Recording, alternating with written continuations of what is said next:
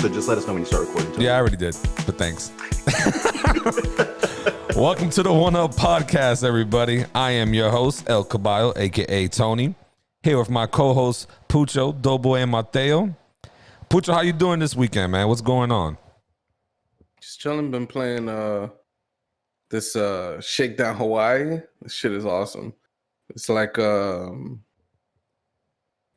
the old Grand Theft Auto games, like GTA 1 and 2. So it's like a top-down. You know, you see the car kind of like a helicopter view. The game is hilarious. Shakedown Miami. I watched a shitload of Snowpiercer. Yes. Finished the first season. And, you know, WandaVision, working, life. Yeah, no, I hear that. What about you, Mateo? How was your weekend or week so far? Oh, dude, I'm still scavenging for water because there's no water at my apartment. We're going on week 2 now. Damn. But otherwise, I've been playing Valheim. That's been the main thing that I've been playing this past week. How is that? Dude, that game is so much better than I thought it was going to be because I fucking hate Minecraft. I hate the punch tree, get wood kind of games, right? But I don't know. The combat in Valheim is fun. There's boss battles. It's been pretty good. How many people? You can play with up to 10 people. So like, we can just fucking go straight wild on that shit. Yo, What does it look like? It's very simple. It's super simple. It's surprisingly pretty, but like I don't know, like the character models are all like their textures are all like pixelated and like like blocky. But I don't know, it's a solid game, man. The game was made by a small group of people, right?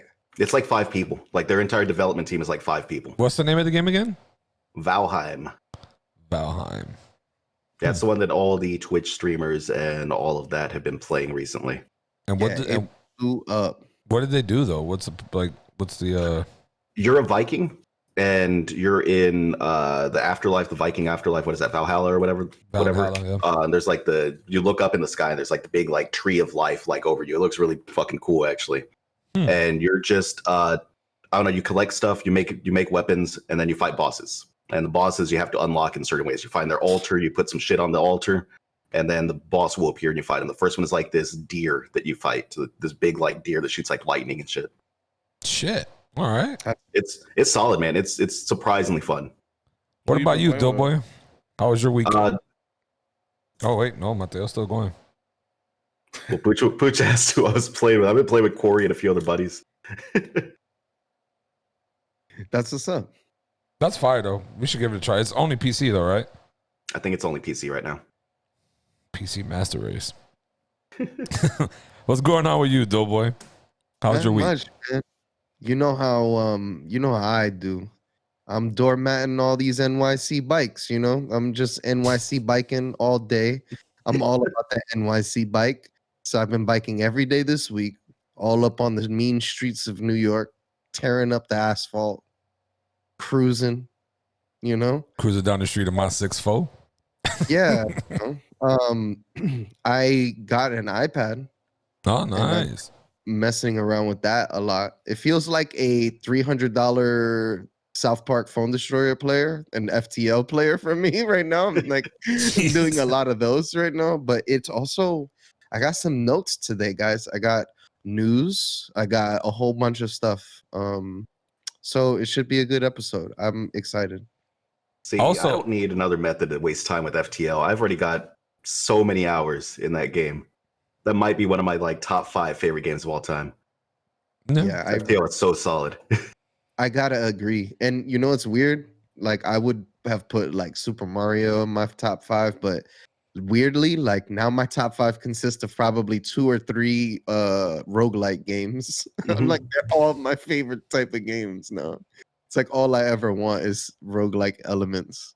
Yeah, I did see on Twitter and Instagram and on fucking Facebook a bunch of bikers on the highway of New York clogging up the streets. What the fuck was that about? I'm not too sure what you're talking about, but I have seen videos. There's this guy called Terry Berenson, and he has a video of a guy that goes on the Bronx Expressway. That is out. I've been on the Bronx Expressway. I would never go on that with my bike. There's like 40 bikers there. I'm like, yo, what the? And when I say bikers, I mean bicyclists. This is cyclists. Or cyclists. Thank you, Mateo. You know, Wait, not, so you wouldn't go on there with your bike? Isn't your bike like a pedal assist or electric or something? Yeah, and I do pretty well on the streets. But you're talking about a highway with like 6 lanes and like gigantic everything. not meant for bikes, right? I don't know. It just for me, it would freak me out That being sounds in frightening. that level of. But you know what? You go to places like Mexico, and that shit's more normal than you think. Riding bike on the highway is like a normal thing in Mexico, and I didn't realize that. So, why are you shaking your head? Because there's not, because there's not a million fucking vehicles in Mexico, bro. Like, like Mexico City? Are you Like- crazy? There's probably like more cars in Mexico City I don't than know, anyone not in the like world. New York. dude. You got to think of the like traffic wise, right? There's a lot of vehicles in Mexico, right? Let's not get. No, I'm not trying to say there's not, but I'm saying like The air quality is bad because of it. where in New York, Mm-hmm. In Mexico City. it's mostly heavy trucks and shit. I don't think you guys been to Mexico. I've been to Mexico. I've seen it firsthand. I've been to Mexico with you, Tony. So No, I'm that's not sure. that's vacation. Mexico. I I'm don't know if talking you about guys been to Mexico. in I've been there Mexico. with you. In Mexico, like the real Mexico. I heard y'all only remember about half of that trip, though. Only half that trip. But I'm saying, all right. So what I'm saying is like, there. I saw the video. There's 40 or 30 cyclists there on the bridge, and I'm just like, yo, what the fuck are they doing? Like these guys are going out of control with this, taking on over a the road. bridge. I don't know. It was on. It looked like a bridge. It was like a bridge on top of that, and then 2 fucking bridges there. Like, and I'm just like, Sense like they're actually all right. So there's 2 bridges in particular that have pedestrian cyclist walkways that is just not working. The shit is like a danger to people and cyclists at the same time. So one of those bridges is Brooklyn Bridge. And finally, they're going to dedicate a lane on the Brooklyn Bridge to cyclists on both ends, one to go across, one to come across. I know that pisses you off, but it's amazing. Just the other day, who does that piss off? Also, Wait, the second one might be the Williamsburg Bridge, I think. how long is it going to take you to walk in that bike lane, Doey, and then yell at some lady for yelling at you for walking in the bike lane? I've already Wow. I've already done it, and then that's why I kind of like had that revelation. I was like, man, I'm kind of a dick for walking in the bike lane, like taking my group of friends on the bike lane because that shit could get ugly very quick.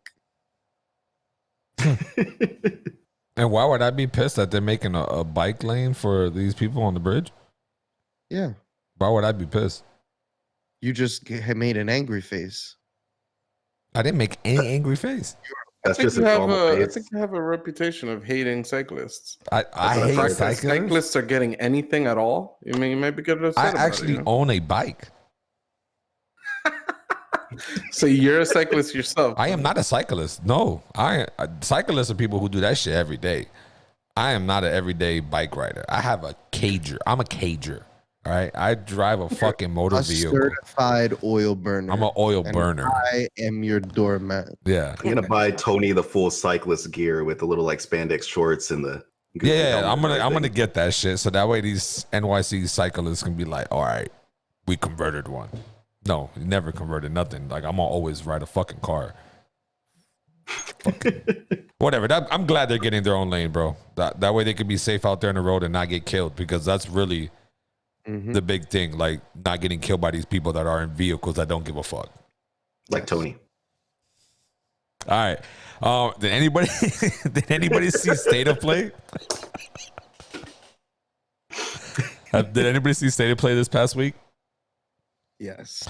There's a game in there that finally shed some more light that I'm excited about. Returnal. That That shit one's gives me some the weird, space game. Yes, for layman's term, yeah. That shit gave me some weird vibes, like almost like a Dead Space vibe, but more movement.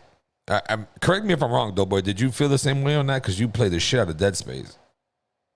It so much Dead Space. It seems like a mystery sci-fi. to me more. It seems like that's what they're like leaning towards. Yeah. It's like a also action adventure. Seems like a lot of those elements are going to come into play. The big one for me is that it's a roguelite. Once I seen that the world's going to change every time you die, and that it seems like every other level you're going to get a power up of some type, and that to me seems like, once I heard that, I was like, all right, this is like immediate cop. I like how fast moving it is. The game, the movement of the game feels like it's gonna be quick. It didn't show too much of like the gunplay. It showed a few scenes, but I think that's what they're trying to save the good stuff for, like when the game is actually about to come out. Yeah. Did they give a release date on that one? Do we know? April 28th, 2021. Damn, that's coming out soon. Yeah. Yeah. Super excited. And it's the first that we're getting from it. But what did you guys think? It looked pretty rad. Yeah. You're right. That the gameplay in that looks fast. Like it looks super fucking quick. I don't know what to compare it to. For some reason, like the graphics reminded me almost of that game Control that came out. Yes, it does look like that. Yep. Yeah. I could agree. Like if Control was in space, and Control had a really weird story. I liked it. There's like a room with a light bulb that sends you pull on the string and it sends you to a different alternate universe. Man, I've got like maybe 10 minutes in Control so far. I bought it. I was playing it before I bought my new video card, and it was just running like shit. So I was like, I'm gonna shelf this one. Play this one later. The master talks to you by you putting the gun up to your ear, and then like whispers in your ear. It's like so weird. What? Yeah, the game is like super weird. That's fucking wild. Yeah, I debated to like stop playing that game multiple times because it ran like absolute dog shit. It ran like pure shit. I mean, like every fucking action scene, it would drop frames left and right. I was like, oh my god! But the game was fun as shit, so I finished it. But yeah, so I totally understand why you stopped. But yeah. So the Returnal is most likely gonna play like just like a straight up action game. The guys who made it, Housemarque, they mainly make action games. I don't know if you guys played like Resogun or there was one multiplayer one we all played together. Alienation, Dead Nation. Those are the guys. Yeah. Alienation was a good game, man. Yeah, that was fun. So the game to me looked like Alienation, but like a third person kind of Alienation. You know, the only reason I didn't play Alienation more is because we started getting into Helldivers. Helldivers was fun. At the same time. Yeah. Yep. I liked Helldivers for sure. Helldivers is crazy. Helldivers was just us yelling at each other for fucking 30 minutes. And Tony at the end of every securing the bag.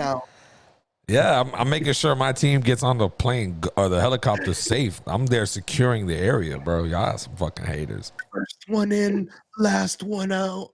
Leave no man behind. No, but Returnal is that when they dropped that when PS5 announcement and all that shit dropped, Returnal like caught my eyes just because of just how it like she comes back to life, come back to life, die, come back to life, and things change every time. And it even said it there in the little trailer that everything changes, the way the enemies at, all that shit. So it's definitely something like has a good. I feel like it's gonna have a great storyline, and it's gonna be pretty visually beautiful to watch and play. That's awesome. Yeah, that might give me a reason to finally buy a PlayStation 5. Yeah, by that time maybe there's like a way to get it from the store or something. Are they still hard to find? Yeah, I haven't even looked into it. Let me know though. I have a plug. Oh, sketchy. It's not sketchy at all. There's no sketchiness in this plug. But the plug is That's reliable. a new Oddworld game, man. Yeah. Oddworld Soulstorm. I love Oddworld too. Man, I could never get into those ones. I don't think I ever beat what was the first one? Odyssey? Yeah. I don't think I ever beat that fucking game. They're hard. But I don't know. They're really good. I don't know. I remember as a kid, like I played Oddworld, I don't know, maybe like 99. So like a little bit after I first played like the PS1. And it's like it was like no other game. I don't know, just the idea of playing with a character and you could just like push a button to fart. I just found that shit so hilarious. Like I don't know. And then just I don't know. It just plays so different. Just like you like the gameplay is just like you walk around and you like you talk to other like characters that you're trying to save. So you tell them to follow you or to stop and stuff like that. And so like, if you tell them to follow you and they walk out into the like a well-lit room and there's like a soldier in there, the soldiers will just gun them down because they're like trying to escape. So the idea it's like a puzzle where you're trying to maneuver these characters around these screens and keep them alive and stuff. I remember being real gory for the time. Like they would explode into pieces, right? Like they would just yes, the body parts everywhere. The game was super morbid. It was like they had all these like creatures and they were grinding them up into like a drink that they would like give to like the upper class people. So these things were just like slaves. They're just doing slave labor until their slave labor is no longer good, and then they just grind them up into a drink. So it was like horribly like I don't know. It's a dark theme, I guess. That's got some Snowpiercer vibes, honestly. Yeah. Is it like Lemmings, that old PC game? It's like a PlayStation game. Remember Lemmings? You have to I could it's see like some also a comparisons to that. puzzle. Yeah, like because I always liked that game. Also, wasn't there a PS1 game you had, Pucho, that you couldn't finish? Oddworld for some reason. Yeah. I played Oddworld. What is it? It's like Oddworld Abe's Odyssey, like back when it first came out. And then someone had let me borrow the sequel, Exodus. It was like far better, much better game, and I didn't get to finish it. So years later, I buy Oddworld Abe's Exodus like on PS1. I bought it on eBay, right? So it got to my house. I looked at the case. It's still in the original, the crystal like the crystal case or whatever. Pristine condition, no cracks. I'm like, oh, this is wonderful. So then I open it, I pop the first disc in, and I just start playing. And I'm playing the game over the course of like days and weeks. And then finally, that game has 2 discs. So then when I get to the second disc, I'm like, all right, bet. I in those games, you'd have to like get to the part, then it prompt you to switch the disc. I'm like, all right, cool. I'm going to pop the second disc in. It's like 90% through the game. I go and I open the second tray that's in there, open it up, and I see the disc in there and just fucking scratched into the disc. It just says, Ooh. fuck. Just scraped into the front of the disc. I'm like, what? How did I not look at this? I've had this shit for weeks already. It's just fuck. And I popped the disc in and it would load. And then once I try to go to the next screen, it would freeze. So I've still have yet to beat Abe's Exodus because some eBay fucking asshole scratched the word fuck into my disc. So what do you think prompted him to write fuck on the? It was probably hard. The game was probably too difficult. He probably got very frustrated. He probably beat the game because like there's like I don't know, you get different endings depending on like how many of the I think they're called Meduckins or something like that. How many of those things you could save. And then you get like a special ending if you save them all. He probably got to the very end of the game and saw that he was missing one. Because there's like no way to know really if you'd saved them all in the level.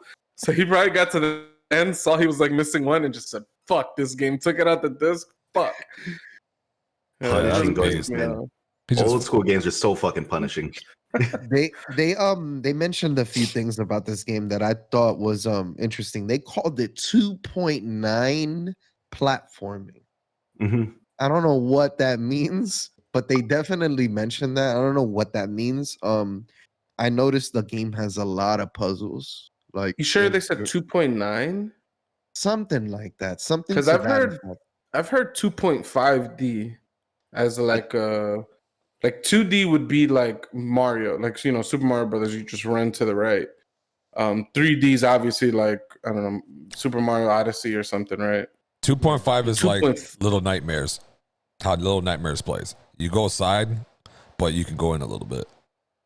Yeah, I don't know, Little Nightmares, but it's like Streets of Rage or like the old arcade games where you still move left to right, but there's some amount of verticality that you could move up and down, like those side-scrolling beat 'em ups, like Double Dragon or Ninja Turtles. No It's like shit. I wonder if there's some amount of movement. I don't know. What were we gonna say, Matthew? Yeah, I didn't realize that those were what they called 2.5D. I've seen that term thrown around and never looked into it. Yeah, Yeah, But I saw. Go ahead. Oddworld isn't 2.5D ever, so I'm interested now that you mention it. If there's some other aspect of the game now. I think there is. I think I saw in the trailer there's some parts where you like run forward and like run towards the camera, and there's like different layers to the stage, basically. That's dope. Yeah, I saw that there's a lot of I don't know if this is like a part of the old games, but there's a lot of scavenging to create like items in this game. It seemed like they gave him a lot of stuff. You can mind control other enemies. Yeah, I They saw ripped that. off, I think that one's an old feature. I feel like that was in the first game. I didn't play a lot of it, but I think there was a mind control aspect where that was like his power, because he's like a shaman or something like that, right?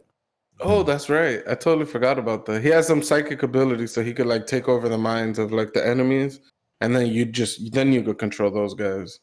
So sometimes you'll take over a soldier, and then you'll gun down all the other soldiers, and then you could explode them. So like you could like self-destruct them too.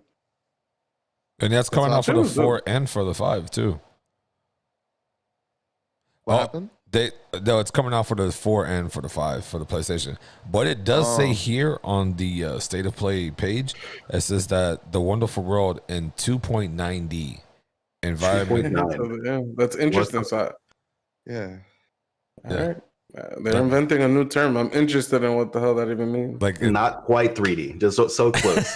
just so close. That's fucking funny. But they're also taking full advantage of the DualSense wireless controller for the PS5. So maybe it's gonna be good as the that Astro World shit on the PS5 or Astro Playroom, I think it's called. So Yeah, I think it's Astro's Playroom. That game was awesome. So far, probably my favorite game on PS5, to be honest. It was just it just reminded me of like the I don't know, just the old games, man. It was just really good. And I really like it sounds so like I don't know what the word is. It sounds so lame that we're like talking about how dope the PS5 remote is. But like until you get it in your hands and use it, you don't realize how cool it could be. Like just like when you're playing that game, when you're walking over like surfaces, it'll be like a metal surface and it vibrates in a certain way. And then you walk on glass and it vibrates in a different way that feels like if there's metal pads like stomping on glass. Yep. I don't know how to describe it. It's just something you have to feel. They've done like a really cool job. I don't That's know. rad. Are there a lot of games taking advantage of that, or? there's not a lot of games out yet. I Yeah. haven't seen it. That's a shame. But there's not that many PS5 games yet. Like the only PS5 games I've played is Astro's Playroom, and then Demon Souls. And Little Big Planet. Yeah, but I mean it's a PS4 and a PS5 game, and I've only played the PS4 version. Oh, so like, you're saying I don't know. only PS5 strictly games? Yeah, because like then you'd imagine that once it's strictly a PS5 game, like Astro's Playroom, they'll probably invest more into using those PS5 specific features. Okay. Yeah. So I'm playing a bunch of games on my PS5. So then not maybe many of them are PS5 only games. So then maybe that new game that came on State of Play, that Kenya, might adapt all of that control. Dude. Almost every game that's coming out for PS5. That game looks is gonna great, have by this. the way. I don't really think I'm gonna buy it, but it looks great. I'm buying that shit. They announced it's only $40 too. That Kena Bridge of Spirits. That shit like looks it a lot. fire. It I'm looks a really little good. sad. There was like a little rumor going around on Reddit of that like Kena was gonna be this month's PlayStation Plus. Like so, and they said that they were gonna announce it at the State of Play. So like when I was watching it, I was kind of hoping that announcement happened. Instead, they announced that I think it's coming out in August or something. Oh. Nice. Or Man, I'm just gonna stop buying games. Is what I'm gonna do because you know what game I bought last month? Bought Final Fantasy VII Remake. I bought it around the same time you did. So fucking stupid, dude. That's like the third time that shit has happened to me that I bought a game and then it's like the fucking PlayStation Plus game the next month. Yeah, it just sucks. It does. You saw that Final Fantasy VII announcement though? I don't know how excited to be. The mobile battle royale one looks stupid. Like, or not the mobile, the mobile battle royale one looks stupid. I don't understand that. The first soldier or whatever that's coming out, it's going to be a mobile only game, a battle royale. I don't know. Those kind of games just aren't my jam. Same. They had Final Fantasy VII, the original Final Fantasy VII, as like a mobile game, and they have the game split into chapters, similar to like the remake. Mm-hmm. And then you could just like, I don't know. It's almost like playing Final Fantasy VII on like training wheels, just to like help people get through the game, like quickly. I don't know. It looked cool, like especially like I don't know. I grew up playing old games, so it's easy. I could go back and play, any game at this point. I don't care how it looks. But I know people like I was trying to get easy to play Bloodborne, for example, right? Bloodborne just came out like 5 years ago or something, and he's really been enjoying Demon Souls. He put Bloodborne on. He's like, "Oh, this shit looks too old for me." I'm like, "What? Fuck?" Damn. So there's just people that graphics matters a lot. No, that what are they calling it? The Final Fantasy VII thing where you can play through like basically all the games and all the spin-offs. Like a legacy thing or something? Did y'all not see that? It was on the State of Play. It was the second Final Fantasy VII thing they announced. I mean, is it what I was talking about? That it was like chapters to get through the original Final Fantasy VII or whatever? I didn't know that it was all the Final Fantasy. Yeah, it's going to be all of it. It's going to have like Urge of Cerberus and like all the full cinematic universe is what they're saying. That's how I saw it referred to on Kotaku, is they called it the Final Fantasy VII cinematic universe. The cinematic universe. That's so interesting. Which is exciting because I never played some of those ones. Like I never played Dirge of Cerberus and I never played like some of the goofy offshoots because some of them I didn't even know fucking existed. Yeah. I hope Crisis Core is in that list because Crisis Core is by far the best Final Fantasy like spin-off in my opinion. It's like a buried gem because not too many people have played it. Yep, and it's only on the PSP on a console that nobody has. And then because of the music in that game, they can't. I don't know. People always say this shit. I don't really know the real reason. But basically, there's no digital version of this game, and what people on the internet tend to say that it has something to do with like licensing issues. Music license, right? That shit, the copyright, that shit is crazy. Even me as a DJ, been the bane of my existence. It's one of the biggest. Follow the rules, though. Follow the motherfucking rules. How many times you got on your channel shut down? It's put me into like a state of depression. I've got my channels. I'm on like my 5th or 6th SoundCloud. And I've had some SoundClouds that became very successful. Some that were even making me money, like a little bit of change every month, like a few dollars. It sucks. But that's a whole other conversation. Did you guys see Deathloop? Yeah. I can't tell what that game's about. So it looks stylish as fuck. It looks so goddamn stylish, but I can't tell what the fuck that game is actually about. All right, so that game, right? Because I looked into that game a little bit. So what that game is, you have a hit list. It's a basic shit. Like you're a killer, you have a hit list. You got to kill this guy. Every time you go and you fight and whatever, and when you die, you start all the way back from the beginning. So it's in a way it's like how Returnal is. You start back and shit's different and changed. But every time you get, like, let's say you can get all from what the guy who wrote about it, he says you can get all the way towards like the 1 or 2 last boss or whatever, get killed, and get zipped all the way back to redoing it all over again. So I don't know how true the same game every time. No, he says it changes. It's like a roguelike. Yeah. Oh yeah. Exactly. Yeah. Okay. No, that's dope. Yeah, I'm with Mateo. From the trailers I've seen, I don't know what the hell it's about. And I do think it looks cool. Like it's super stylish and all that. Especially this past trailer. It gave me a lot of like James Bond vibes, like with the music and the way that the trailer was shot. It just reminded me a lot of like some old spy movies and stuff. Yeah. Did Borderlands kick off the cool trailer thing where you have like a real like catchy fucking song and a bunch of like flashy action? Because that was like the shit that Borderlands always did really well. Like their little like intro to the characters, they had like that first song was Cage the Elephant, No Rest for the Wicked, and it showed off all the characters using their abilities and being badasses. Oh, I don't yeah. remember any games doing it before Borderlands. Mhm. One of the Dead Island trailers is like insanely good. Oh, yeah. That trailer was amazing. The one where it's going backwards in time the entire time. Yeah, That one was fucking good. yeah. What a fucking disappointment!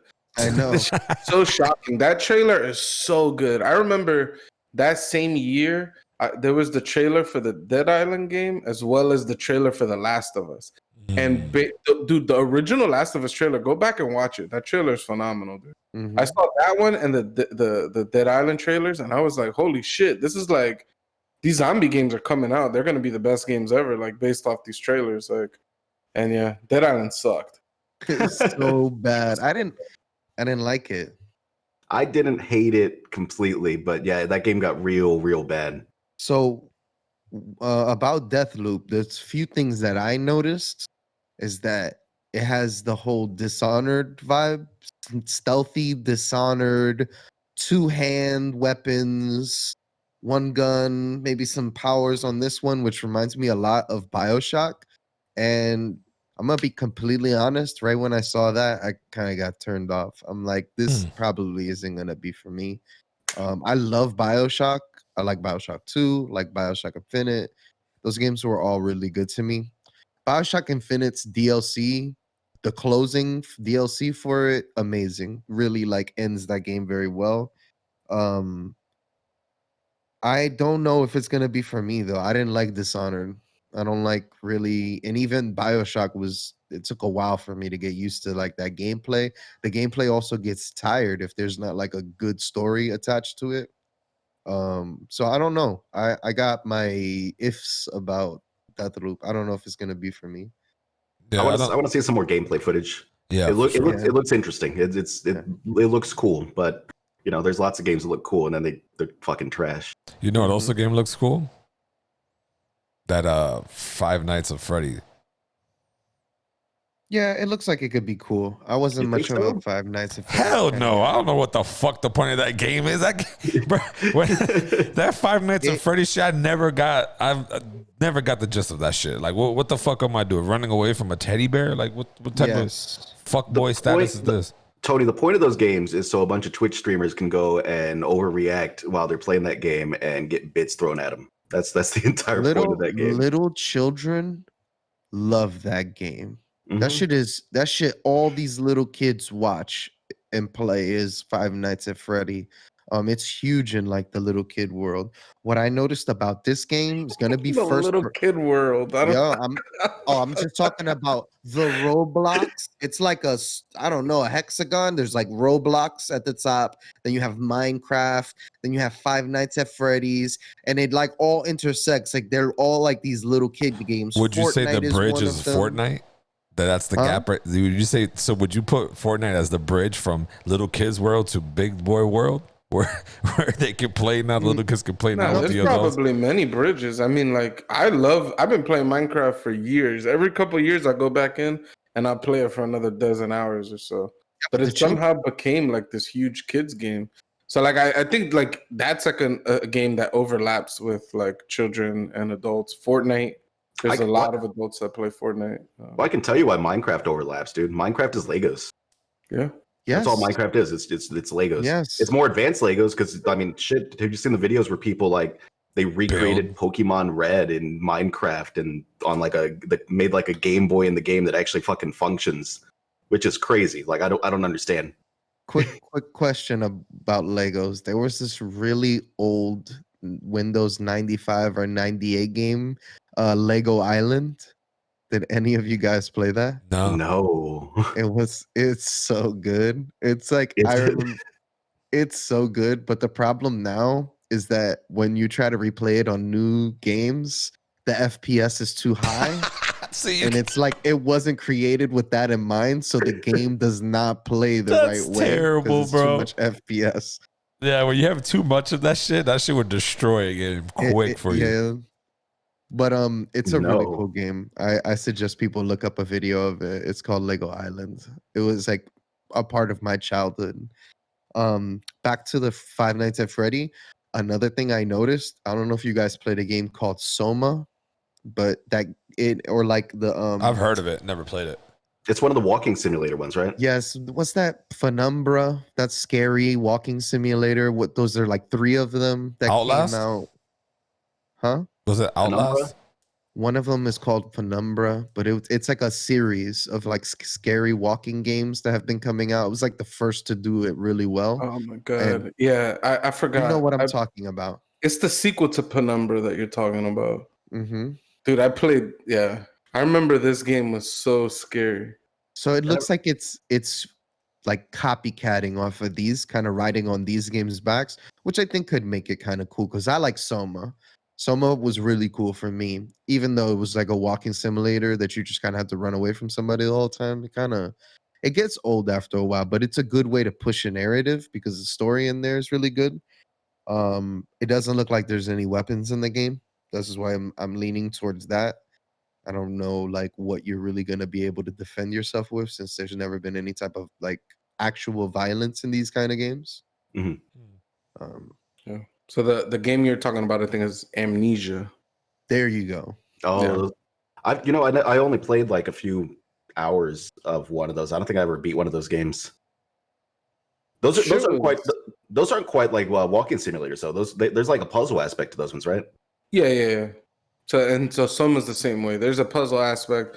You go back and forth and pick up items, talk to characters and stuff like that. But Gotcha. typically you're alone in the world. So even the characters you encounter, they're always behind some wall. So like you're never like together with anyone. And Amnesia had this cool aspect to it, which is like an insanity. Like I wouldn't call it a meter because I think it was hidden from you. But like the longer your character's in the dark, the more insane they go. So like you'll start seeing things like in the dark. Like the shit starts growing on the walls. You see worms and snakes where there aren't. Sometimes you'll see something moving by, and it just starts fucking with you like crazy. Because you ran out of like lantern oil, so you're in the dark. So your character starts going crazy. What's that old school game that used to do that? Oh, Was that, Eternal Darkness. Is that the one? Yeah.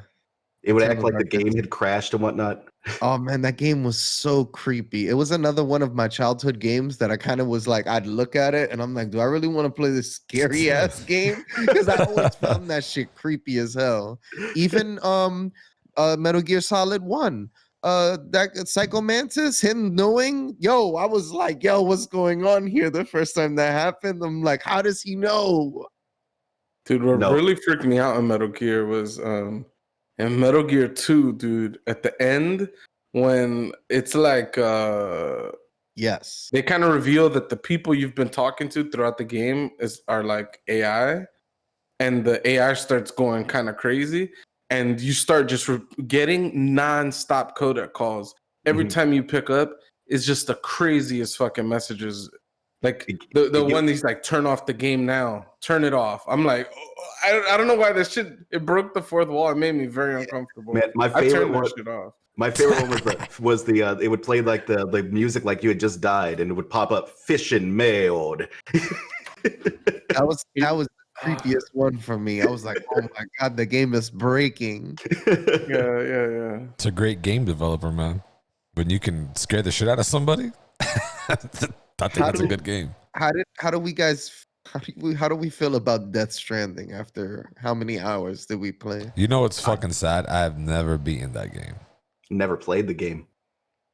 Yeah. I don't recommend I've it. single-handedly built a road for everybody in my fucking server, bro. Bro, that was my main job, is to build this fucking road. I don't know what server I was in with people, but people started it and stopped. I was like, you know what? So this is my job. I fucking literally. What happened? The idea, I just want to give Mateo of like a play of like the idea of the game. The game is like a courier game. You're a courier and you have to deliver packages. Some are time sensitive, some are damage sensitive, some are like you know what I mean? You can't go through bumpy terrain because it'll set it off as like an explosive. And it ties everyone into a server, and the server has a few thousand people, it seems like, every server. And like depending on what server you get, sometimes you get assholes who do not want to contribute to the building the roads because you get supplies along the way. And some people help out a lot. And some, like, when I started my server, almost half of the road was built for me. So like whoever was in my server was like putting in major work before I got there.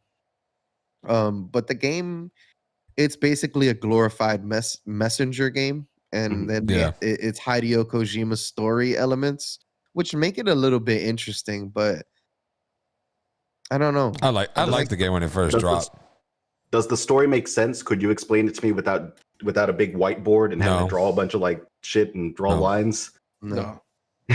But like I That was game- saying, like that game. I'm not super happy with that game, dude. I don't know. I was excited to get another Hideo Kojima game, and I don't know. I platinumed it, so I played the shit out of it. No shit. But and the gameplay for me is actually kind of fun. It's because it's like you pick up some items and you got to transport it somewhere else. And so the puzzles are basically, how do I get it from point A to point B fast without damaging it? And sometimes you got to run through like territory where people are trying to kill you. So then that could fuck the packages up. I don't know. There's just a lot of little aspects to it. You're a fucking ultimate warrior for UPS or FedEx. The fucking ultimate Amazon man. I don't know. But no, yeah, like I said, I literally 90% of the road for the whole entire game and my server. That's all I did, was just build all the roads, stole all the fucking shit I needed from these fucking people and just kept building. And then eventually people started building fucking electrical stations. I'm like, thank God, now my fucking bike or my fucking heavy truck can fucking make it all the way out here. And then I just stopped playing it and didn't give a damn anymore about the game. For me, it got really old. Like the last area of the game has like really terrible terrain. I haven't actually been to like the last final boss area. Like I got up to it. It's like a point of no return almost. And then but like it was just too much for me. You had to build up like these series of these towers that like zap you from point to point. Zip You hang lines. onto them. It's like a rail system you hold on to, and it like goes to like 300 meters, 400 meters, and you can connect them so that you could just keep going and like travel very far very quickly, faster than any dirt bike or the motorcycle or the bike or the like a truck could take you. Also, But yeah, that game looked good. The soundtrack was amazing. yeah. Not taking it away from that. That shit looked and sounded pretty fucking good. Some of the story elements were cool. Like they had this guy that lived for every 15 minutes, he would die, and then he'd stay dead for 3 minutes, and then he'd come back alive for 15 minutes or like something like that. 20 minutes. He had Yeah. some type of like pacemaker or like some kind of defibrillator that was just like permanently attached to his heart, and he would like die, and then he'd be dead for like a little period of time, and then he'd get zapped back alive. And the game had something to do with like when you're dead, you're like in some spirit world. Purgatory. a baby, right? And, right. And then I think the guy was doing some type of experiments where he kept killing himself and then zapping, like then he'd be like in the spirit world for like a minute and then he gets zapped back alive again. But again, I don't know why he was doing any of this stuff because the story was too Trying complicated to to follow. find his family. His family got taken in a stranding thing incident, and the game is about natural. There's like extinction events that happen every so often. So this game is about an extinction event. Kojima Right. must have some terrifying nightmares. Facts. I wonder what his reoccurring dreams are. It's break the brain, dude. They've got to be fucked. Probably working with his last group of people before he left them. The kid's No. a fucking I nightmare. heard it's working at Konami is a nightmare. It's like 1984, that book, but like times 10. The way that company like demands so much time and like demands that these people behave in a certain way, and if anybody talks bad about the company, somebody can report them, and that's it. They get the axe. Huh. Going back to the state of play. I'm 'cause sorry, it was we've a huge deviated fucking- so far. Solar Ash looks good, but I don't know what the fuck that game's about. Did you guys see that at all? That colorful pink, bluish, aqua. I saw that one, and yeah, I have no idea what that game's about. It's I- I The see. rollerblade It's chick the type, I team don't from know. Hyper Light Drifter. Oh, They're making a new game, and it looks like Hyper Light Drifter. but 3D. From what I heard, it looks pretty cool. It looks like an action platformer ish type game. Some of the bosses looked like in Shadow Colossus, how they're very interactive, and you have to like climb the boss and to kill it, and it is its own platforming section. It's weird. It also looks like Zen from Half-Life. I got a lot of Zen vibes from the like world design. I never Zen. played Half-Life, so I wouldn't. The ending of Half-Life, he goes into the portal and he goes to where the Vortigons, wherever they're from. Yeah. How in the world do y'all remember any of the plot to that game? That game turns into crazy nonsense at the end. I don't know It was how I so whipped good. out the alien name out of my head. It just manifested itself. I don't know. You could just be making up shit right now, dude. You could have just had like some kind of like fever dream about what that game was about. I wouldn't even know. That's fucking, yeah. I didn't get Zen vibes at all though. Zen, I don't know. Zen for me always felt like the dark side of the moon, and like it's just so dark and shit. I don't know. This game looks cool. It does look like Hyper Light Drifter, but like 3D. Although I don't really understand the combat. It just looked like you zipped around. It looked easy as hell. That was my only thing. Hyper Light Drifter was hard as fuck. I really enjoyed Hyper Light Drifter. I'm still salty as hell because I made my way through like the achievement list.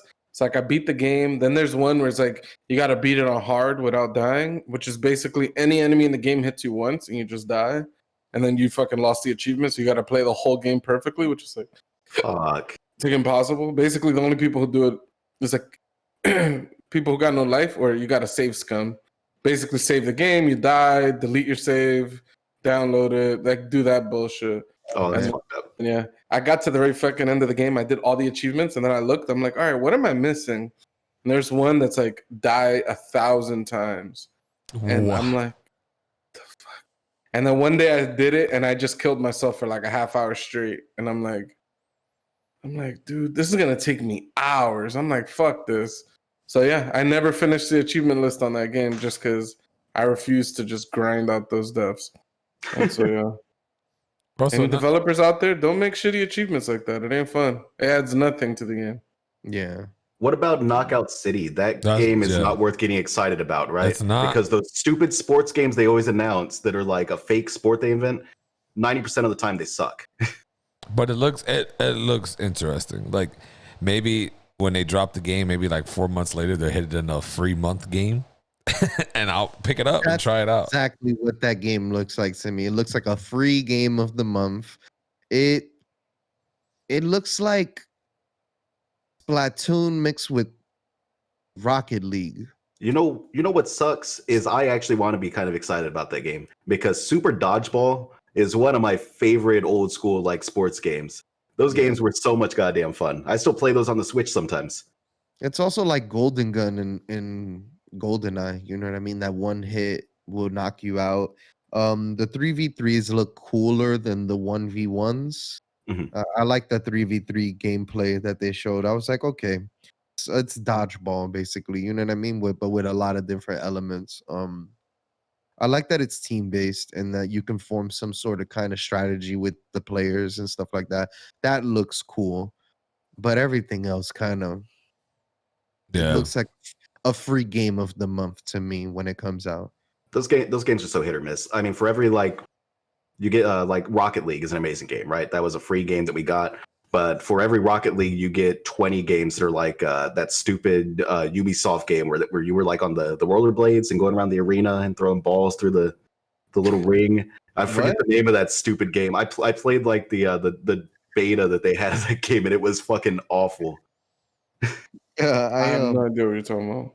It's just You don't remember that one? It was a terrible game. There's so many bad like roller disc ball.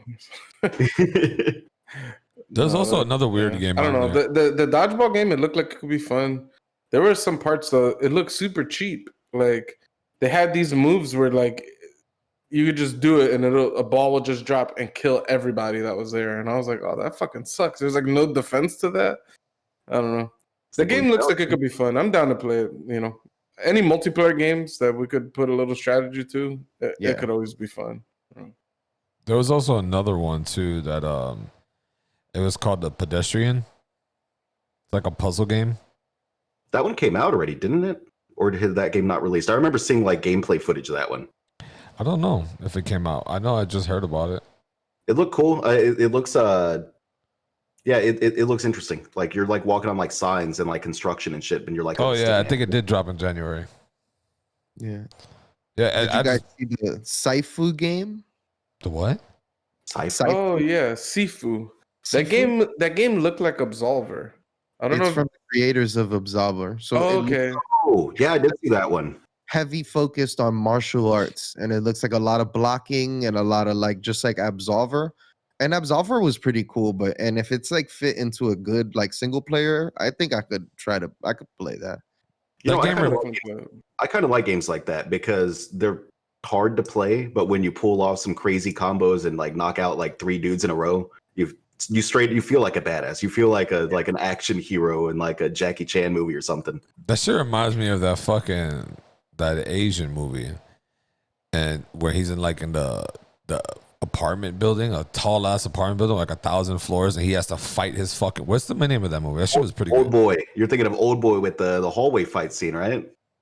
No. I think he's talking about that scene was fucking awesome. He was a cop. In the trailer for the Sifu, they were in a hallway, and I was like, okay, they look like this is like they're jacking this straight out of Old Boy type of shit. But I think Tony, you're talking about the Raid Redemption, right? Yes, that shit. That motherfucker. Bow. Floors and floors of just massive massacres. I'm like, yeah, that's what that shit reminded me of. And I also saw like when the dude died, that Sifu dude, when he died, he just got older. I don't know if y'all peeped that. Yeah, that was weird. Huh. Yeah. Man, Tony, have you seen Old Boy? Because if you haven't, I need you to go watch that movie. I don't think I've seen Old Boy. Yeah, you should go watch that. Oh man, it's one of my favorite movies of all time. Probably my favorite movie of all time. I'll definitely watch it next it's pod. It's solid. It's a good one to show people too, because then the movie, like the credits roll, and they're like, "What in the fuck? Why would you show me that?" Yeah. Just don't watch the Spike Lee remade the movie, and it's fucking dog shit. I would not spend any time watching it. All right. Yeah. So it should be on Netflix. It's a Korean movie, so you got to read subtitles. Doy, have you watched Old Boy? No, I haven't, but I heard it's really good. Yeah, it's like a must watch. I said homework for next week. We got to watch Old Boy. I'm down, but you said not the Spike Lee one. Absolutely. It's not a Michael Scott exclusive. No, it's not a Michael Scott exclusive. In fact, you should once somebody cut a whole compilation of all the lead up to the movie releasing, like the interviews with Spike Lee, and they keep asking him, like, "Hey, why is this movie so good?" And dude would give the most non-answers. They're like, "Yeah, this guy seemed so not excited about this movie." It's like, it's very deep. It's very deep. And they're like, "Well, how is it different from the original?" Or like, You'll see it when you watch it. Trust me. Like that was all he had to say, and the movie was fucking horrible. So I think the studios are just forcing him to go out there and fucking have these interviews. He had no fucking answers for this shit. It's like the Marshawn Lynch of fucking movie interviews. Like, that's terrible. I liked some of his older movies. Hell yeah. The one with the black soldiers in the Italy. That was really good. Hold on. I don't know It's like what. a World War II movie. Yeah, the Miracle at St. Anna. Yes. That was Damn. good. Did I you like that guys one. now that we're, I don't know, I don't think there's any other game on State of Play that I care about, or I think we talked about all the major ones. I mean, we didn't really talk about Kina. You guys brushed it off real quick. I would like to go back up to that.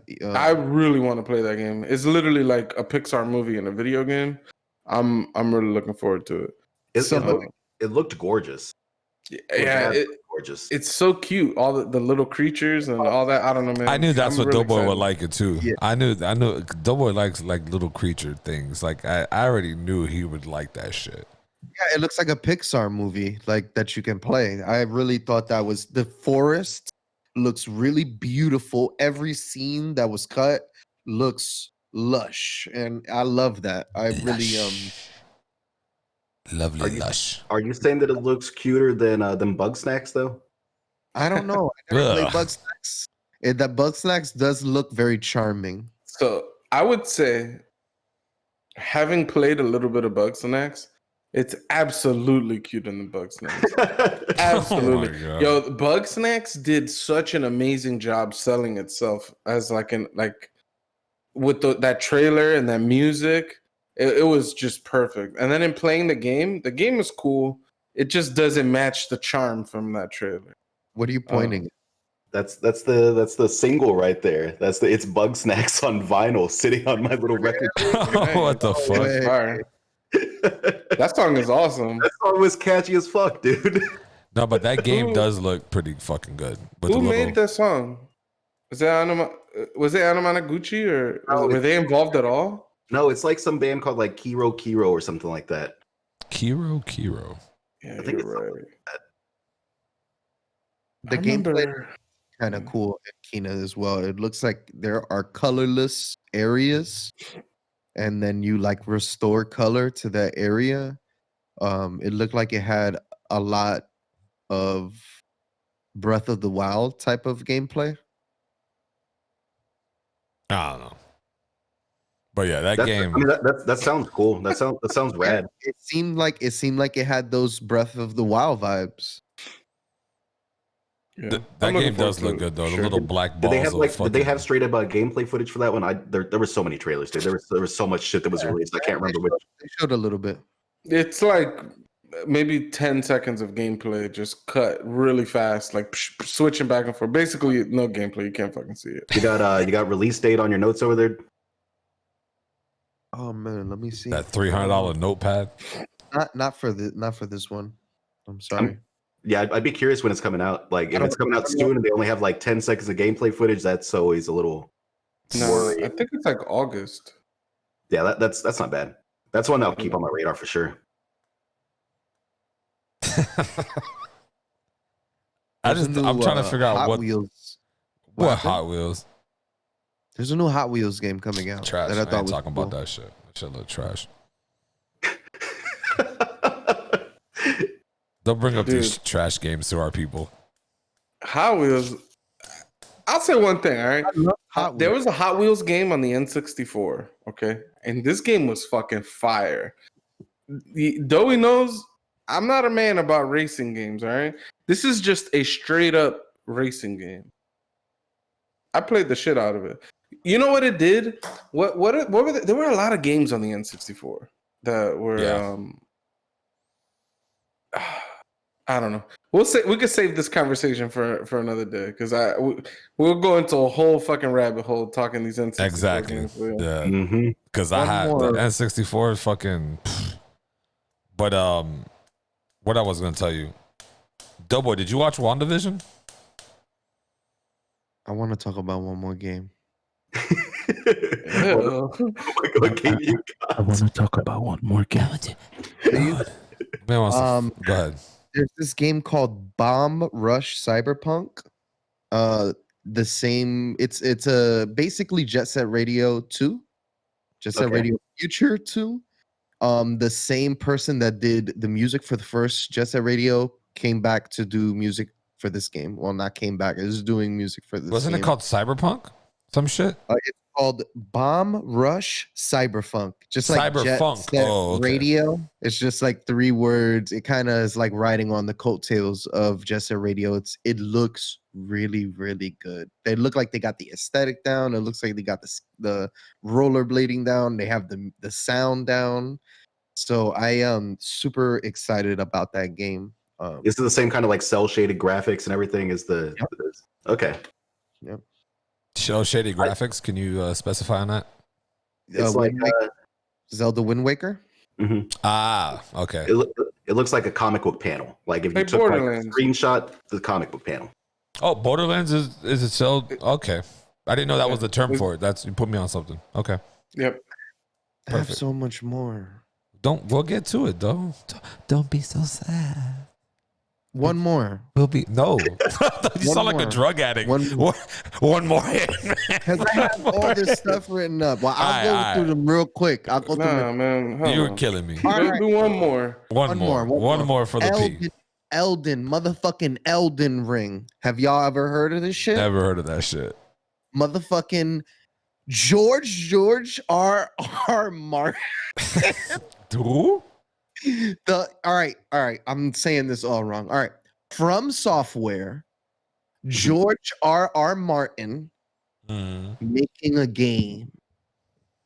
All right. We're gonna have some sort of Demon Souls type of vibes. I did not realize that From Software are the people that made Armored Core games back in the days, and I loved Armored Core. It's one Those of are my the best games. yeah. They're best games. Bad. Those games are like Ace Combat, where the story is just kind of like, what's going on here? Mateo's the You need a worst, good story bro. when you got big robots destroying each other, dude. Exactly. But Mateo's yeah, the worst. I am excited for that combination. I'm so excited. A From Software game with a George R. Martin story kind of line. Super fire. Martin needs to For the just go people that don't know, and just finish writing those goddamn Game of Thrones books is what he needs to do. He needs to stop doing all this side project bullshit. So go ahead, Give us Pooch. an actual fucking ending. You want to Yeah. specify on who this person is? So everybody no, has it's an just Mateo already said it. Basically, he's the writer for the Game of Thrones books. Yeah. For the A Song of Ice and Fire books, for the people who would get pissed off that we call them the Game of Thrones books. I read them all. I call them the Game of Thrones books. Mhm. Yeah, I need them to finish the series because they are in my opinion, the best book. They were the best books I've ever read, and it's a shame that it's been over, I don't know, damn near 30 years. He's still writing the series. He's still got 2 more books to go. And yeah, I feel like I'll be waiting the rest of my life to either never finish the series. So No, Elden Ring. They've only released like aerial footage of like the environment, right? I think I saw a trailer and it was just like an environmental like flyover camera of like this is the cool fucking world that's gonna be built in. I did not see any. I only saw rumors of this. I think they released something. Maybe I'm just imagining shit, dude. I thought there was like a trailer for. I There think- may be one. But have they shown us like actual footage other No. than like flyover? It's like conceptual stuff. I don't think there's anything. So for I don't know. the listeners, can you explain this game a little bit, though? Well, what we know the developer and we know the person writing the story. We know what Demon Souls is. We know what Armored Core is. We know what Dark Souls is. We know what Bloodborne I'm just is. saying, like, what type of style gameplay is going to be? Because a lot of people. So what Doey's saying is we don't know what style of gameplay is. The only news we have is there's a game called Elden Ring. It's made by the Dark Souls developers. So it's Demon Souls, Dark Souls, Bloodborne, that group of developers, and the person writing the story is the writer who wrote Game of Thrones. So I think it's gonna be a Game of Thrones style Demon Souls type X cross. yeah. The one thing that I'm excited about is that having played Demon Souls, some Dark Souls, Bloodborne, I think Sekiro? the Sekiro. I think the world that From Software builds is really cool, and there's a lot of lore and all of that stuff. I find that the stories are pretty shit. There's like no story there, and it's just it always feels shitty that they could build such an interesting place, and then there's no story that I can't care about this at all. They don't do anything to make me care about what's happening. The only thing that keeps me hooked is that the game is fun. That's why they're bringing in your boy. So hopefully, bringing in George R. R. Martin, they could blend what they do good, which is making fun games, and what George R. R. Martin sometimes does is right. I don't know what he does the majority of the time, but when he does right, he writes good shit. And I don't know. Hopefully, they could get together and make a game that's fun to play with the story that I could actually care about. So, what does the RR mean in his name? I don't know. Probably Robert is one of them. That's a common name. Robert Ronald. His initials is GRRM. I think it's Roy. Roy. So we call him Germ on the forums. Ooh. Germ. Yeah. George Raymond Richard Martin. This nigga got 3 first names. Actually, no, this man's got 4. Martin. He has 4 first names. Yeah. Okay? Damn.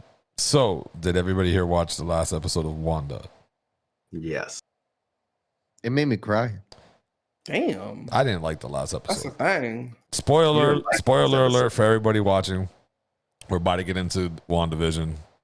Last episode. Spoiler alert. All right. First thing.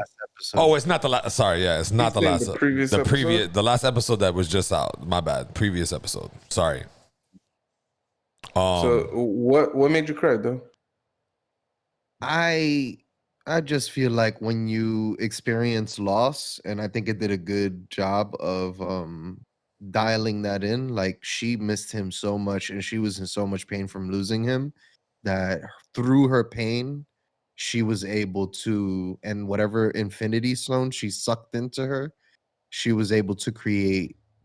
Through her, she gave life to somebody else. And I think a lot of people who grieve and like lose somebody, like that option, anybody would pick that. I'd lose an arm to bring my brother back. You know what I mean? I'd give a leg up just to, you know what I mean? It's just that really touched me when I saw that. See, my thing about that I didn't like the episode, but what I did like about the episode, it explains how she got the powers. Does it? Yeah. I didn't feel like it did, but because I was always wondering, like, how the fuck did she ever have powers? I know she was involved in testings, but it never really showed it. This time, it actually fucking showed it. The fucking stone reacted to her. There's a lot of theories about it because to actually go back to Pucho's points on previous episodes, there's a lot of rumors that this is this is confirming the existence of mutants in the Marvel Cinematic Universe, because the episode basically showed that she had magic powers prior to the experimentation. When that bomb landed and Agnes was showing her that, she was like, "Oh, you cast a probability hex on it," and obviously we're all like, "What the fuck is a probability hex?" Like, but it's some kind of magic. She had magical abilities before she went and did the experimentation. I don't know if you noticed, but she was naming all the magic spells before she did them too. Like, she kind of like was explaining what each magic spell did. I don't think she had any magical powers. That shit. She showed it when the bomb was on the ground. She did something. She put her hand out and did something to it. And then Agatha says, "Oh, you casted a probability hex." Basically saying, yeah, the bomb never went off. My understanding was whatever the fuck a probability hex does, it messes with the chances of something happening, I guess. So it made the bomb a dud, pretty much, is what I interpreted that as. And for sure, when she walks in that room, she looks at the scepter. They said, go and touch the Infinity Stone. She puts her hand out and the stone moves and comes to her. That showed some type of like telekinetic ability. Unless you think the stone did that on its own. I think the stone did on its own because there was an image of some type of woman or that was herself. I think that was a vision of herself from the future. I think that was her in full Scarlet Witch mode. Scarlet Witch going into really? her, yeah. That's what I thought. I thought it was a witch in that stone, and it just went into her. Like that's how I was like, okay, that's Maybe how it she got her unlocked powers. Her true self. I don't know. It gave her more powers, obviously, right? It could. I think that's likely. I think it definitely boosted her powers. The way that I interpreted the episode is that she had powers prior to the stone, though, for sure. I guess it's if we were putting money on this and making bets or something, my bet would be that she had powers prior to that encounter with the Mind Stone. It's a Mind Stone, right? No, I think it's a soul That stone. was also the weird thing because it was blue. It was in Loki's scepter, which I thought was the Mind Stone, and then when it exploded, it was gold. It looked like the Soul Stone. So I'm like, Yellow, yeah. what the fuck is going on here? It was. I didn't understand that scene at all. I don't think that blue and Loki's scepter was the Mind Stone, was it? It was blue. All the Infinity Stones have different colors. No, I get that, but I don't think his scepter always had the Mind Stone in it. Yes, I think so. Because then that doesn't make sense. Like, how the fuck does the Soul Stone be interlocked with the Mind Stone? Well, the Soul Stone is separate. The Soul Stone is the one that you have to. You have Soul Stone to came from give up somebody you love to get it. Yeah, but that's what I'm saying. Like, if we're going through, so you're telling me that these Nazi guys or whatever, Hydra, had both stones. No, they had the Tesseract. Okay, The but Tesseract, which is the Space Stone, I think, because that's the one that teleported Red Skull off into the universe. It's weird. So you think Red Skull came back, gave him the Soul Stone? Like, I don't know. They got the Soul Stone when he pushed Gamora off. Like that's when they finally got the Soul Stone. Is when he killed Gamora, when Black Widow sacrificed herself. Like that was the only time that the Soul Stone came. I get that. The stone that's in Vision is the Mind Stone. No, I know. Are we for sure that that's Loki's staff? Yeah, it is. It's been 100%.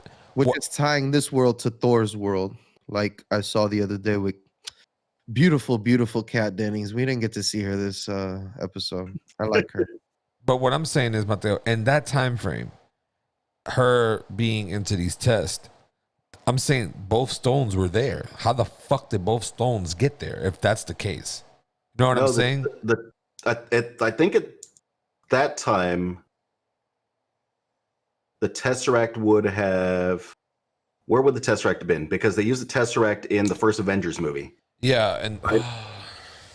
Where does it end up after that movie? Man, the time frame of where these stones jump around to is confusing. That's why I'm trying to keep up with it. I'm trying to. But when it was even unclear to me when she was in that room and during like. It was before she had. Like, what time frame is that? It was her parents died in '99, I think. That's when the bomb landed and blew up her parents. So maybe like 10 years later. Because so it's super recent then. Yeah, she looked like she would have been in like her late teens, early 20s or something. It was what I guess the time frame would have been for that. Yeah. Them showing all the source material for where she gets the sitcom ideas was really cool too. Yes, that was super awesome. That's what everyone was assuming. They were like, maybe Wanda just really loved old school American television. Mm-hmm. And yeah, the confirmation was cool.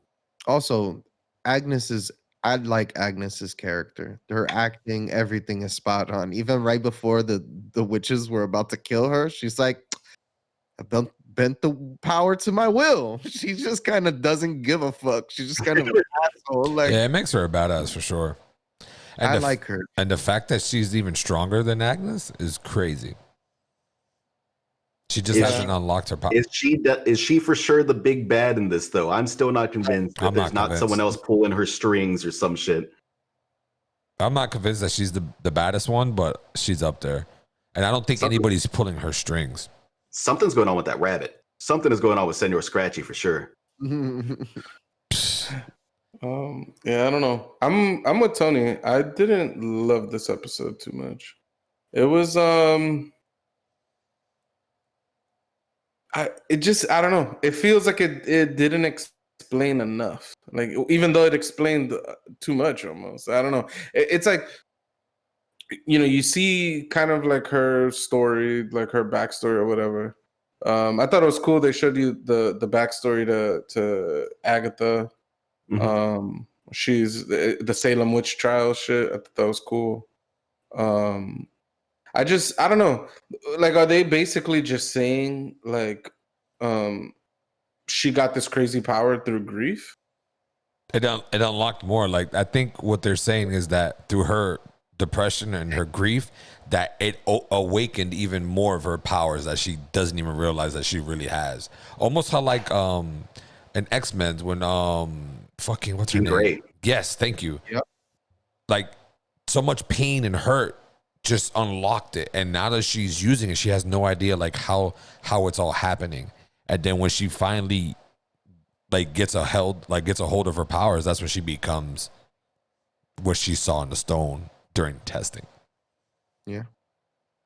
She's gonna be There were badass. two interesting things, I think, in the episode.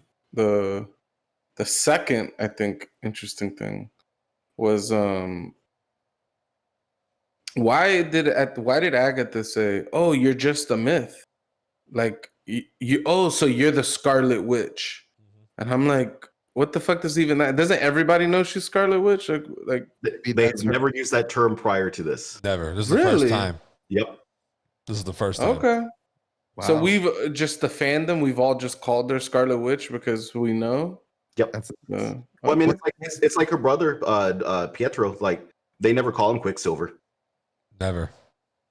really. But you know that's who he is. You know that's his character. But yeah, they never call him Quicksilver. So the Also, first time what's- it's actually What's introduced. chaos magic? But I mean, they don't explain that for sure. But I mean, that's kind of like the Avengers thing, though, right? Like, there's a lot of like grounding in reality. Like, they're not out on the field like fighting and calling, you know, Captain America all the time. They call him Rogers or Steve, or, you know, it's they give that feel of, I don't know, that feel of them being like coworkers more than like just superhero entities. Yeah. Only like the fanboys will call them by their superhero name, and the people they actually work with would be like Stark, not Iron Man, or you know what I mean, Bruce, not fucking Hulk. It makes me think of that scene in I forget if it was Endgame or Infinity War, where Spider-Man is meeting Doctor Strange, and Doctor Strange he's like, "Hey, I'm Peter Parker." He's like, "Doctor Strange." He's like, "Oh, we're using our made-up names." Well, I'm Spider-Man. Yeah. That's fucking funny. I forgot about that scene. Yeah. Man, Spider-Man has the best fucking quips. They're the best. So there was another thing that I found interesting was in the second episode or so, the general dude shows Monica like footage of, look, Scarlet Witch broke into Sword and stole Vision's body. Mhm. And then we find out that she didn't do that at all, and that she just created Vision with like her mind, which is probably why he started to get torn apart when he left the Hex, as he could probably only exist in there.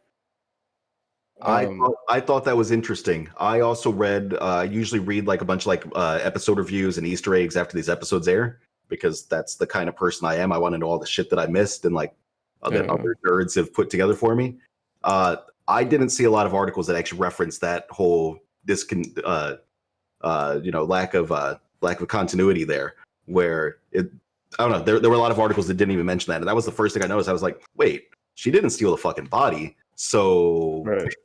They even made a big point of it, which I don't know. I found it odd, mainly because what I always try to think about, right, is not necessarily how the viewer is supposed to view this scene. It's like, what do the characters in this world, how are they supposed to react to this, right? So like the general showed this to Monica. For what reason? I couldn't really pinpoint. To manipulate her to go. But like how? To if do he the was, mission. well, yeah, but if he was gonna wheel out Vision just a couple days later, like, actually, I lied, I built his body. What if Monica went along with him? What would have been, like, he didn't know that she would be against him. So like, what would be the purpose of lying like that if he was gonna turn around and just own up and just own it? Like, actually, I was recreating Vision. Doesn't seem like he was gonna own up with everything. It seemed like he was lying the whole entire way, like to her. No, for sure. I'm saying though, what if he tells her, "Yo, let's do this mission," and she agreed, and she just like followed his orders? And if they would have succeeded. And then a couple days later, he wheels out this body. Oh, actually, I was rebuilding Vision. What would have been the significance to lying to her? I don't know. It feels weird. I don't know. Maybe, I had a hard time like accepting that. maybe the wheeling out of Vision is just a last ditch effort because the hex expanded and he lost like 90% of his team and all that fun stuff. Like maybe that wasn't a plan. Maybe that wasn't part of his plan. I also like how they use that. They also reference that when Kat Dennings hacks into the server. I keep calling it. Why does Doughboy's voice Anything change? He's like, yeah, they also referenced that when Kat Dennings was, going through the files. And I'm like, gee, The man gets all he's radio got the voice. serious Hollywood crush here. Yeah.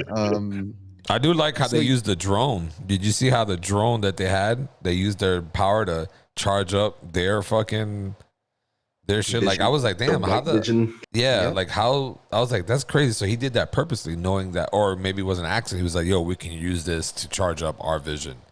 Yeah, because he says right before, he's like, we've tried every battery we could find.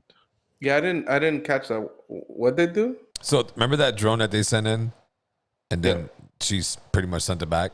It still had her power, her source of energy on it. So they used it to get their vision up and going because they tried every source of that they had normal, but they needed the power from her to get it going. Also, wait. I got a question too. Now that Kat Dennings is in the hex, who do you think she's gonna turn into mutant wise if she does turn into a mutant? she is a mutant now. I mean, she's gone through the hex once. I think she's gonna be like Jubilee or something. Or like a female version of Beast. No, I hope not. That's gonna might be hot on like some furry things, like some furry stuff. Yo, All right. I'm done with this guy, bro. What's up with this man? So, yeah, I don't know if everybody who goes through the hex necessarily will get powers. I don't know. I thought I'm with Mateo. It definitely seemed like Wanda had her powers prior to interacting with the stone. And so far in the MCU movies, the only people who have powers innately are like the gods, which are like Thor and Loki. Mhm. And I don't know, all those guys in Asgard and shit like that. Beyond that, And the Inhumans that they're going to bring in. I think those guys have some kind of mystical power thing. yeah, I think that some of the aliens definitely have something, but they're aliens, so they don't count. They like Thanos, right? He has like super strength. He has some other powers beyond, like, he doesn't necessarily need to have the Infinity Gauntlet. Like, he's a powerful being all on his own. Yeah, I mean, he took on with just his fist, beat the shit out of him. Right.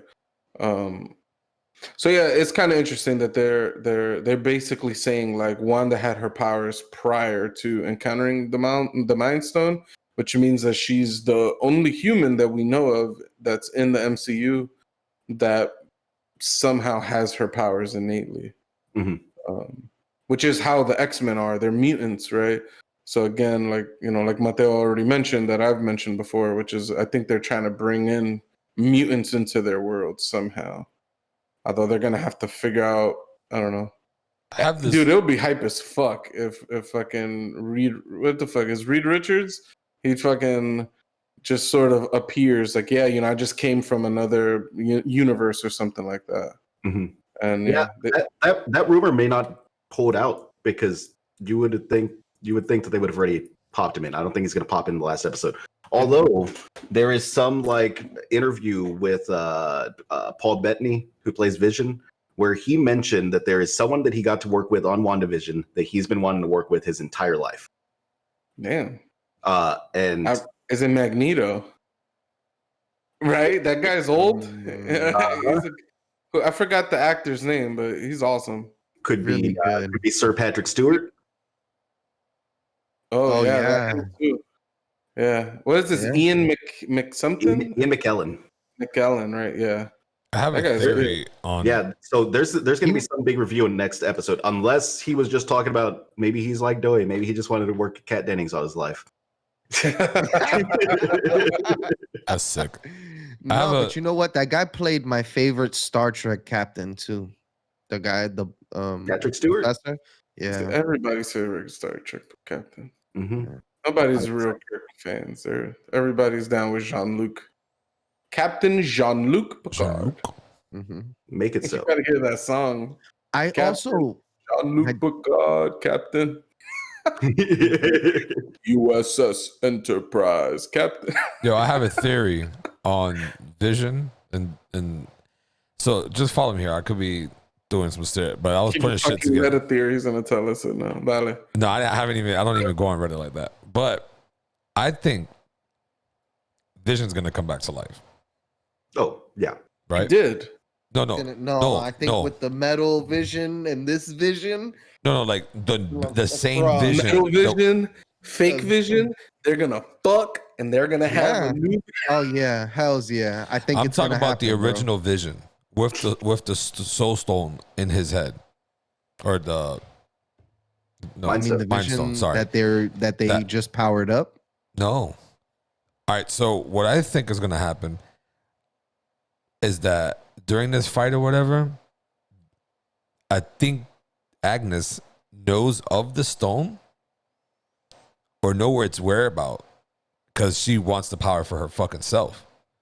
So by trying to find out everything with Wanda or with Wanda and trying to see like how'd you get this or like you're the myth, all this, I'm here thinking in my head like she knows probably where this power is at, this stone is at, and she's trying to figure out and put pieces together in her own head by playing her past and seeing like where and how and what she did to become so strong because she wants that power for herself. That's why I also think that she doesn't have a boss. She's acting on her own fucking accordance. So when that stone comes, that's where Wanda will probably fight her and Vision, the new Vision, the white Vision, should you say. And the stone would be there and she'll probably be like, I can bring my love back to life. I don't think either of the Visions has a stone. I don't know. I'd be surprised if the stones actually play a factor in this finale for WandaVision. Honestly, if Agnes knows where any of these stones are in this new convoluted time frame with this time heist they did in the last movie, like fucking she deserves the stone because I have no idea. Like they returned him to their original spot in the timeline, but then the events of Endgame happened and where the fuck are the stones now? Well, Strange still got his. I felt like No, Captain America returned him to the timeline. Remember, that's why he went and did the final like time loop. He put it all back where they were originally. So Doctor Strange still got his stone. If we're going off of that, Doctor Strange still got it. Thor and them still got one. But where would that scepter be now in the new modified time loop of timeline of this? Like I don't know. Like with Thor, I can't for the life of me figure out where these things would possibly be. The scepter would be with Thor, and the Soul Stone would be back on that fucking planet, right? Would it? Because Asgard is destroyed. So if they went and gave it back to, but he went back in Thor. time. But is Asgard still destroyed? Like, it's the problem with parallel universe and time travel and all sorts of shit, man. Shit gets really. That's why I think they kept it very simple with the sitcom stuff in this show. I think they just wanted to make it lighthearted and not very. Nah, fuck that. Serious. People like us who fucking watch the show and who keep up with some of the stupid shit, and like people like Pucho and Mateo who keeps up with the comics.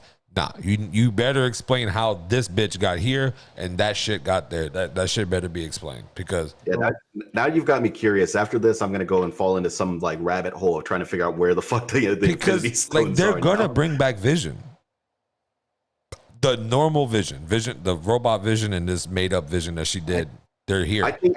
I think she's gonna do some. I think she's gonna do some magical shit where she's gonna do the cross that Doe keeps talking about. She's gonna combine his mental capabilities into that new Vision white body. And if she's a witch, right? She is a witch. She's powerful. She's right now the most powerful witch without even. Didn't Agnes seem very worried when she found out? She's like, "Oh no!" Like she even sounded like she had to be stopped. No, yeah. She says it. You're too powerful. You don't know the power that you have. And that's what I'm saying. Like Agnes has been searching for this power because it looks like she's always been power driven. Like when she killed her mother and those other witches, like it showed like she's always wanted this power.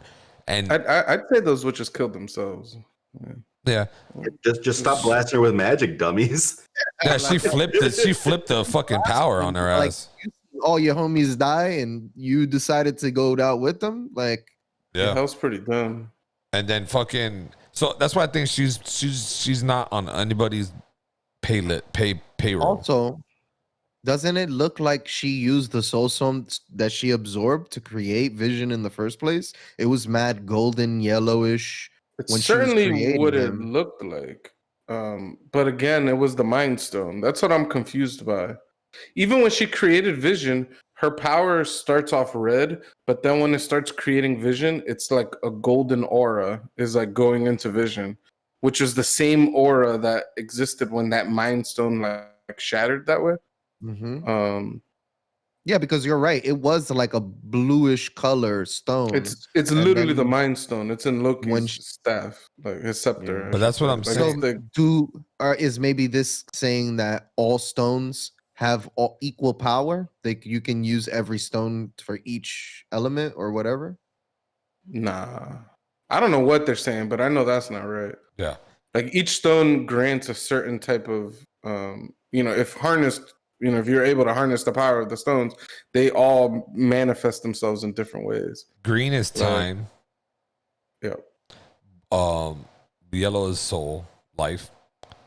Blue is mind control, the ability to control things. The red one was, I forgot what the red one was. Is it not power? I don't know what the fuck. I don't We've know been what the through red this. one was. Yeah, we went. Mad that I don't even fucking remember it by heart. But what I was trying to get at is that the stone that she saw during the test is what I say the soul stone. Simple. It's the only yellow one there, right? But it was inside of the Mind Stone scepter of Loki, or maybe that was never that. I don't know.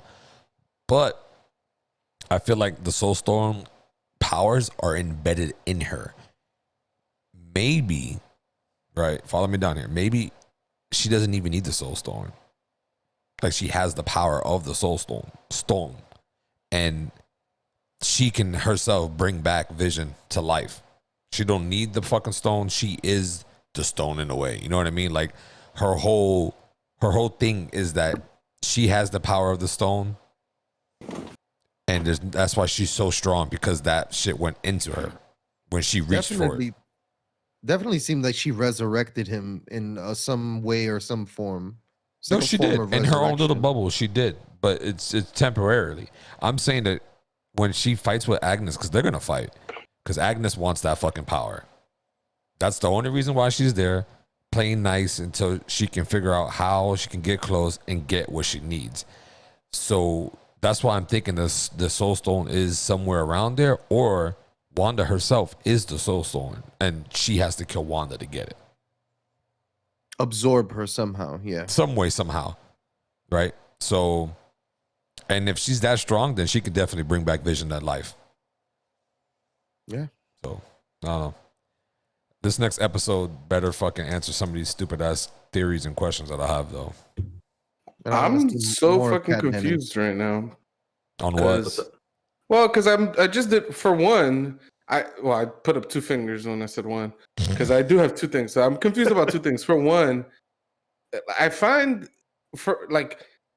because we were just talking about the stones again, and we got a little confused, and so I started looking online, and there's different lists say different things. Some say there's 6 stones, some say there's 5 stones, and then they're like reordered. Where like the yellow's the soul stone sometimes the yellow's the mind stone, and the blue is the space stone. I'm like, what the fuck is going on? All these stones are scrambled around in different lists. I wonder if they like Marvel's, rebranded them in the movies from what they were actually defined in the comics for some reason. You got to go off of Marvel, like Endgame. Like, you got to go off the movie. Don't go off the comics, because they probably did rebrand them. Yeah, this is Which so is stupid. weird. You should follow the comics. And then I guess the other thing that I'm confused by is the people who made the Marvel movie say the stones are destroyed, but that they're restored in the other timelines. But they're destroyed in the current timeline. Yeah. So like what we're Oh. watching, the stones are gone. They're completely destroyed. They Mhm. got destroyed in Endgame. Yep. That But makes sense, I don't actually, because those events still took place. right. What I don't understand, yeah, and then I guess Captain America put the stones back where they belong in the other timelines where they stole them from. Okay, that makes sense then. So there's no Infinity Stones anymore. No. Right. The only way you could get it is by someone who could hop between parallel universes or whatever. So like Doctor Strange would probably be the only person that I could think of off the top of my head Or who'd Ant-Man. have, or Ant-Man, yeah, who have access to hopping through parallel timelines to, you know, grab things. So yeah, I don't know. I found Agatha, I don't know. I'm still a little confused by her motivations. It seems at first, maybe I guess it was just like morbid curiosity.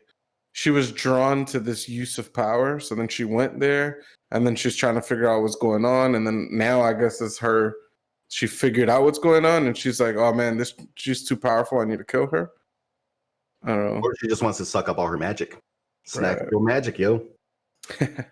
No, yeah, Magic snacks. there's definitely Whoa. some shit with that, because I think this next episode they're going to battle, or Wanda's gonna look at her and be like, okay, you are the enemy. Like where's her Well, I fucking mean, kids? she's literally got her kids hostage, so she knows she's the enemy. No, yeah, that's what I'm saying. Like, Or they all unite against White Vision. Right.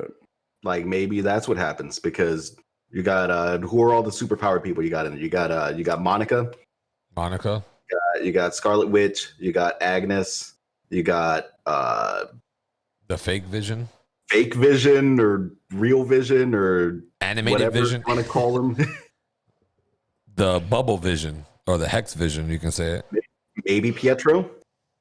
Maybe Petro's not there no more though. he was still there. He was in that teaser from the episode before this one. Yeah, that was the other thing that annoyed me was basically if you look at the previous episode, Monica got her powers.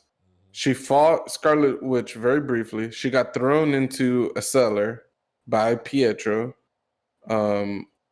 And then Vision flies off to go home. And then Cat Dennings. she's still driving over to the house. And then this whole episode happens. I guess Vision's still flying over. Like, it's not clear. Like, Oh, what happened to Monica? Because that's one thing I'm like, why don't Monica's bust through this basement door and be like ready to kick some ass again? Like, well, if she kinda- fell into like an Agatha powered cellar, you saw that Agatha's power can negate powers. So, like, Wanda wasn't able to use her powers in that basement, right? oh, And- that's right. And I mean, time doesn't necessarily matter because she's like exploring her mind, right? So maybe all this shit is happening in this like fucking snap of a finger, basically. Like, Yeah. it's a superhero nonsense, man. There's Yeah. a lot of rules you can break when you're doing superhero The nonsense. superhero fucking nonsense was, hey, the kids are in the basement. She goes into the basement. There's no fucking kids. Leading her into a And trap. then she comes to, and all she hears is, Mom, Mom, these fucking kids are crying. They're in the street getting choked out by Agatha herself. It's like, wait, what the fuck just happened? It's stupid because it's like, if she was still down there, she could use her powers and Wanda couldn't. Mhm. Why didn't she just kill Wanda down there if that's what she wanted to do? She wanted to find out how she got the powers. she's got a monologue and she's got to do the. No, I'm saying, yeah, exactly. She's about to do the Vision thing. No, she found out how she got her powers in the basement. Yeah, It's that's like why Then she brought when her she down there. knows- What? Yeah, that's what I'm saying. Like, but once she got that and they find out how they got the It's- powers, they left. Kind Yeah, of but why? finds But it Butch's sets point. up- Butch's point is, why did they leave the cellar though? Like after she found out how she got her powers, why not stay in the cellar where she can't use her powers and Because she kill still her needs there? her.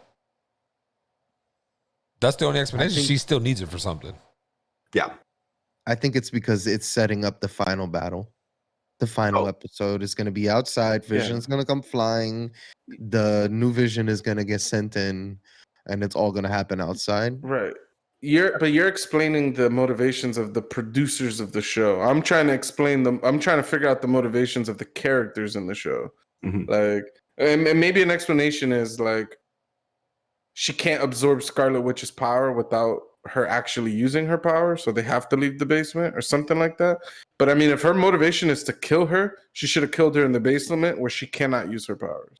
It's like the James Bond thing. Those James Bond movies would be real slow, or real. They would be over real quick if that villain was not like so into monologuing and explaining his plan, and then setting some kind of like death timer, and be like, "And now I'm just gonna walk away now that I explain my plan." Just let And there's a button over there. It could stop my entire plan if you get over there and use that button. It's that Austin Powers thing with Dr. Evil's son. He's like, I've got a gun in my room. I can go get it right now. We just shoot him. We can shoot him together. And this whole bullshit. Yeah, I'm looking forward to next week so we could kind of wrap up all this WandaVision talk and kind of Major cliffhanger. Ain't like that shit's gonna be terrible. Everybody's gonna be standing there ready to fight, and boom, end of the episode. I'm gonna be like, fuck this shit. Yeah. There was one thing too, in the stone, right? I was like, if you go back and watch, I even rewinded it just to make sure I wasn't crazy. The figure, the shadowy figure that she's seeing through the stone. I mean, you guys mentioned that you think it's her. It to me looked like some type of thing with like horns on it, Ted. Like if you rewind it a little bit, I saw like horns and I was like, man, is this Mephisto shit that fucking Mateo keeps talking about? Like who the fuck knows? Yeah. I'm still holding out for Mephisto, but I don't think it's gonna happen anymore. Yeah. I don't know. Definitely can't wait for Friday's episode though, for sure. I'm excited. And have to find a new show to start talking about, and having people have to skip through portions of our episode every time they watch. No. Yeah, for real. But nah, I don't know. It's definitely a good show. At first I was shitting on it, but it's a good show for sure. Can't wait for the movies to drop. Solid. And next up is Winter Soldier and the Falcon. Yeah, dope. Pucho's favorite character. Nope. Apparently, I'm not sure what Tony's referring to, but Last episode, you was all like, I'm- I'm excited to watch this Captain fake I Captain said America. Felix. I said Felix is very excited to watch it. I'm not into these characters. What I thought was cool is that we have a black Captain America. I think that's dope as fuck. Back.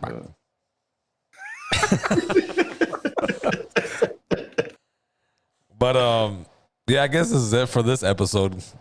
For everybody watching and stuff, man, I really appreciate your love and support, and continue to watch the episodes. And hit that like button and subscribe, man. That way you can stay up on top of our episodes when we drop them. And thank you again from us from the One Up Podcast. We appreciate all of y'all. Thank you. Peace, y'all. Peace.